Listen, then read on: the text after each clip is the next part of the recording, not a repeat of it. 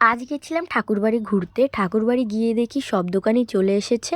কারণ 3 দিন আগে যখন আমি ঠাকুরবাড়ি গেছিলাম, একটা দুটো মাত্র দোকান এসেছিল, সব দোকান এসে পারেনি। আর মাত্র 5 দিন বাকি মেলার, 2 দিন আগে থেকেই দল ঢোকা শুরু হয়ে যায় ঠাকুরবাড়ি।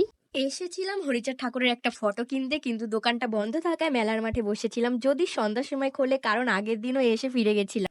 সন্ধ্যা হওয়ার পর দেখি দোকানটা খুলেছে। আমাদের ফটোটা খুবই দরকার ছিল, কারণ মেলা উপলক্ষে বাড়িতে দল ওঠে, যেহেতু বাড়িতে যেই ছবিটা ছিল আসনের জন্য খুবই ছোট ছিল।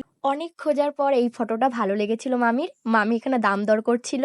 আমার এইগুলো ভালো লেগেছিল, কিন্তু সব থেকে বেশি ভালো লাগছিল এই মূর্তি দুটো। দেখো পিছনে কত সুন্দর না, এত সুন্দর করে এদের মুখগুলো বানিয়েছে না, আমার খুবই ভালো লাগছিল মূর্তিগুলো দেখে।